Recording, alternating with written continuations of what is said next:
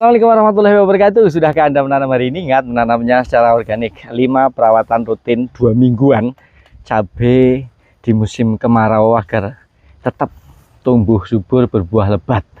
Yang pertama adalah pembersihan dari gulma. Ya, biasanya gulma itu berupa rumput-rumput liar, terus tanaman semak-semak gitu ya. Macam-macam tanaman yang tumbuh di sekitar tanaman yang kita budidayakan. Tanaman selain tanaman yang kita budidayakan ya, rata-rata ya rumput-rumput liar kayak gini.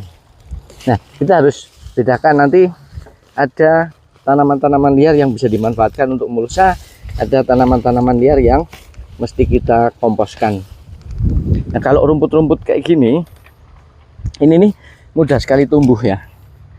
Rumput kayak gini mudah sekali tumbuh. Dia kalau masih tersisa satu ruas saja kayak gini, jatuh ke tanah karena air, dia akan tumbuh lagi, cepet banget tumbuh.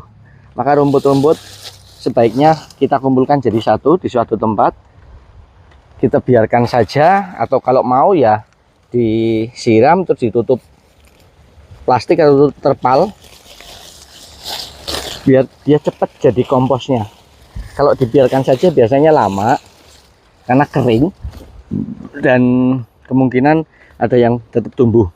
Itu yang pertama adalah gulma atau rumput yang mudah sekali tumbuh, sebaiknya dikomposkan. Yang kedua, gulma atau rumput yang tidak mudah tumbuh.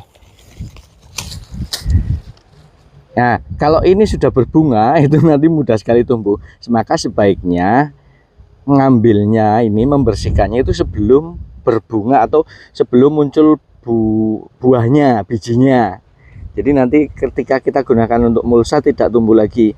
Tapi kalau khawatir, mending ini dijadikan kompos saja. Tapi kalau kayak gini, ini kan kalau ini tumbuhlah ini.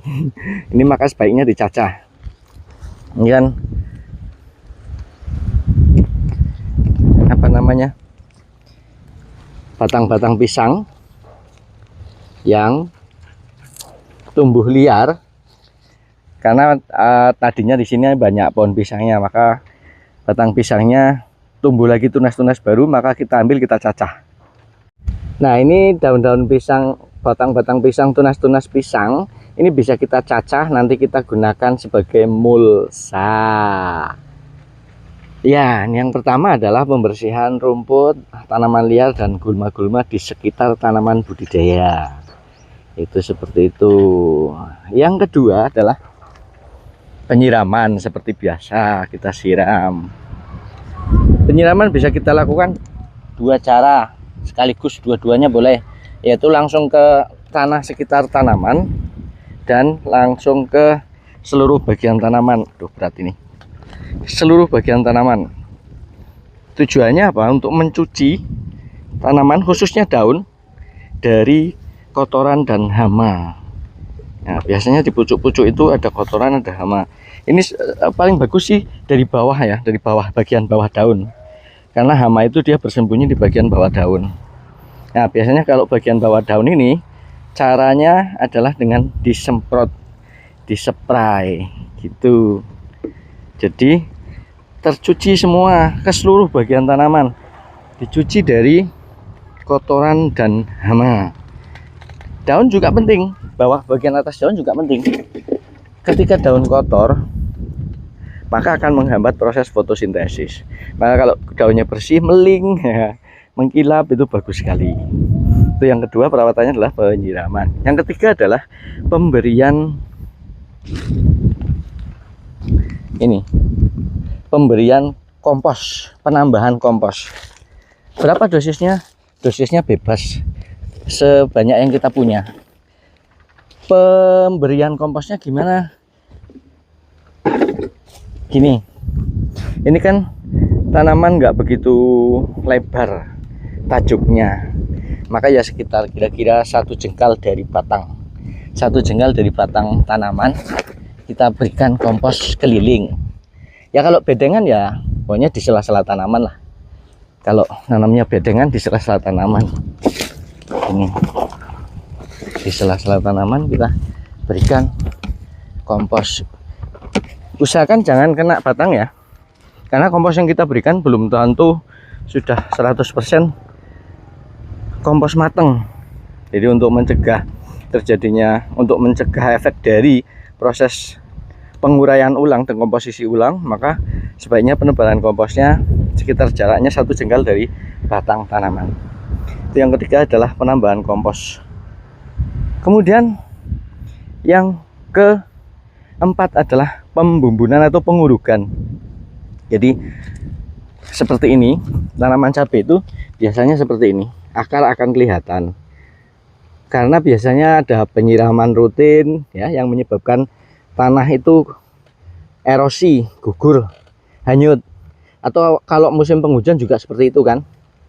Nah, maka perlu dilakukan pembumbunan, yaitu ngambil tanah dari sekitar tanaman.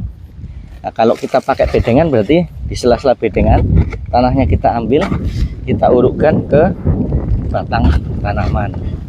Tuh, di sela-sela ini sambil untuk merapikan biasanya kan. Nah, sela-sela ini juga fungsinya sangat penting.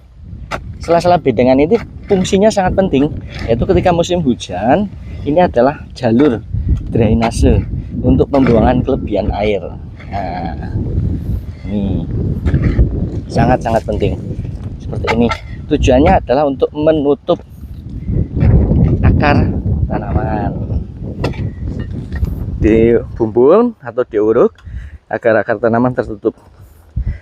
Nah, setelah itu yang keempat adalah pemberian mulsa.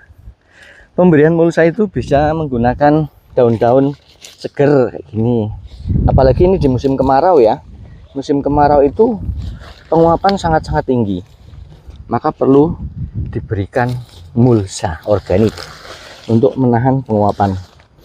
Biasanya kayak gini, disiram pagi, siang udah kering lagi, siram sore, pagi masih, siang kering lagi, kena sinar matahari sebentar udah kering lagi. Maka mulsa ini adalah sangat-sangat penting.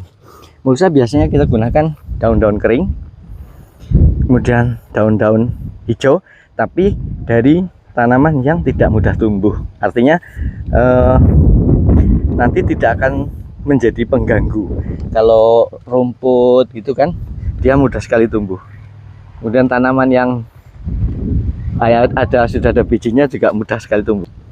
Oke, kita akan lanjutkan menguruk dan lain-lain untuk perawatan cabenya supaya bisa tumbuh subur, produksi maksimal, berbuah lebat.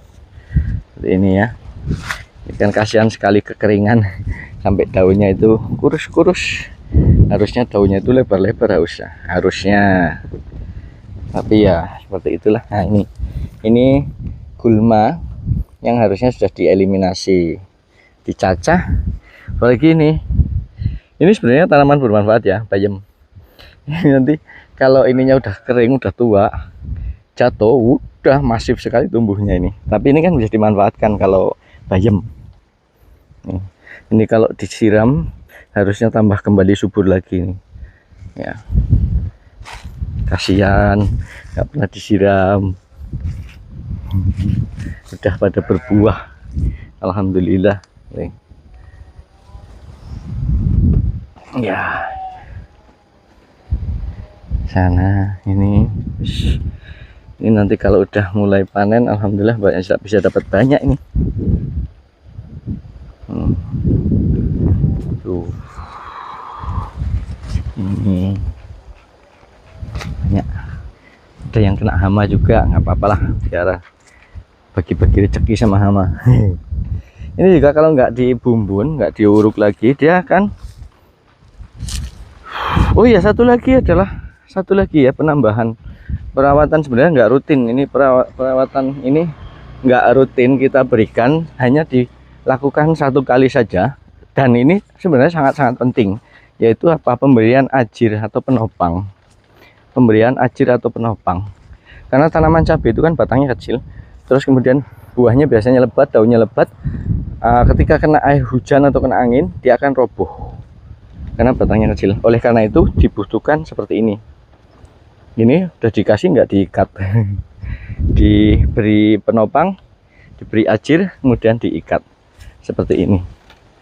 Nah ini juga perawatan, tapi nggak rutin, cuma sekali saja sih ya. Kalau itu paling rutinnya adalah ngikat biasanya. Oh ini udah belum putus, diikat. Nah jadi dia bisa berdiri kokoh. Ini sedang diberi ajir aja mereng-mereng. Nah ini kan, ini kalau nggak ada penopang ini, kalau nggak ada penopang ini udah roboh. Ini karena buahnya banyak ini buahnya banyak sekali. Kalau nggak diberi penopang ini bisa-bisa roboh. Nah ini ada penopangnya tapi larinya ke sana. Ini juga udah mereng ini karena berat nih. Buahnya banyak mereng, sana roboh tuh. Untung nyangkut di pohon singkong jadi nggak roboh. Ini pengikatnya cuma dikit tuh. Di atas harusnya diikat lagi. Ini juga. Ini kan mereng. Oh ini di atas sudah diikat, jadi dia nggak roboh.